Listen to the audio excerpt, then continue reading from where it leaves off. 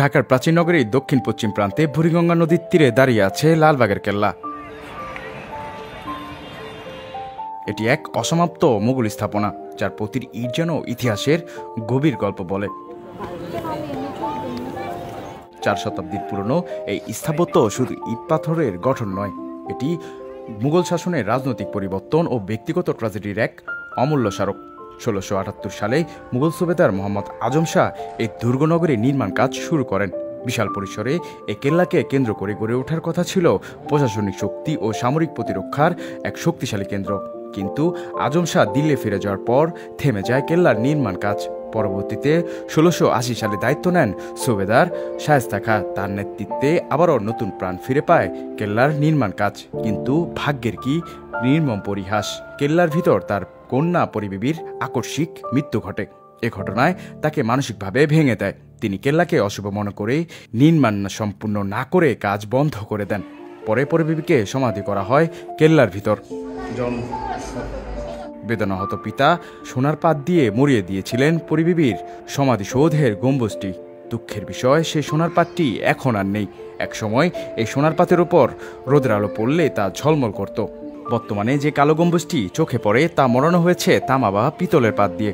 এছাড়া দর্শনীয় জিনিসের মধ্যে রয়েছে লালবাগ কেল্লার মসজিদ ও আরও কিছু সমাধি এবং তৎকালীন যুদ্ধে ব্যবহৃত কামান, তলোয়ার। কিন্তু দুঃখের বিষয়, যুদ্ধে ব্যবহৃত সরঞ্জামগুলো কেল্লার মধ্যে এখন আর নেই। লালবাগ কেল্লার নিচে রয়েছে অসংখ্য গোপন সুড়ঙ্গ, যা জমিদার আমলে তৈরি করা হয়েছিল। একটি সুড়ঙ্গ আছে যার ভিতর কেউ ঢুকলে তাকে আর ফিরে পাওয়া যায় না। যেহেতু সুড়ঙ্গ পথটির রহস্য উদ্ঘাটনের জন্য আজ পর্যন্ত কোনো প্রত্নতাত্ত্বিক কোনো খনন কাজ হয়নি, তাই এটি নিয়ে নানা গল্প কাহিনী চালু আছে। এ কারণেই সুড়ঙ্গ পথটি ঢাকার আদিবাসিন্দাদের কাছে এখনও রহস্যময়। কেল্লার দক্ষিণে আগে বেশ কয়েকটি সুড়ঙ্গের উপস্থিতি থাকলেও মূল সুড়ঙ্গটি লোহার গেট দিয়ে বন্ধ করে দেওয়া আছে। তবে পর্যটকরা বেড়াতে গেলে এই সুড়ঙ্গের গল্প অনেকে শোনেন। কিন্তু লোকমুখে বলে এই সুড়ঙ্গ পথ দিয়ে নাকি দিল্লি পর্যন্ত যাওয়া যেত, কিন্তু বাস্তবতা ছিল ভিন্ন। এটি যুদ্ধকালীন বা বিপদ মুহূর্তে সুবিধার্থে নির্বিঘ্নে পালিয়ে যাওয়ার পথ হিসাবে সুড়ঙ্গটি তৈরি করা হয়েছিল। একদল বিদেশি গবেষক রহস্য উদ্ঘাটনের জন্য সুড়ঙ্গের মধ্যে 2টি কুকুর পাঠান, কিন্তু কুকুর দুটি আর ফিরে আসেনি। পরবর্তীতে শিকল বেঁধে আবারও 2টি কুকুর সুড়ঙ্গের ভিতর পাঠানো হয়েছিল, কিন্তু শিকল আসলেও কুকুর দুটি আর ফিরে আসেনি। অনেকের মতে এর মধ্যে এমন এক প্রকার বিষাক্ত গ্যাস রয়েছে যার প্রভাবে প্রাণীদেহের মাংস গলে যায়। আবার কারো কারো ধারণার এর মধ্যে এমন এক প্রকার শক্তি রয়েছে যার ভিতর প্রবেশ করলে কোনো প্রাণীর পক্ষে ফিরে আসা সম্ভব নয়। লোকমুখে শোনা যায় এই সুড়ঙ্গ দিয়ে বুড়িগঙ্গা নদীর তীরেও যাওয়া যেত। তবে এসব কথাকে শুধু গল্প কাহিনী বলছেন লালবাগে ঘুরতে আসা দর্শনার্থীরা। একটা প্রচলন আছে যে সুড়ঙ্গ দিয়ে ভিতরে গেলে বাইরে আসতে পারে না। তো আসলে এটা একটা লোককথাই, আসলে এখনো জানি না আসলে কি হয়েছে। আমিও লোকের মুখেই শুনছি। এটা আসলে হাস্যকর ব্যাপার যে ওই যে অলৌকিক ব্যাপারগুলো আছে না, যে ট্র্যাজেডি ঘটনা ঘটে, তো ব্যাপারটা এরকমই মনে হচ্ছে।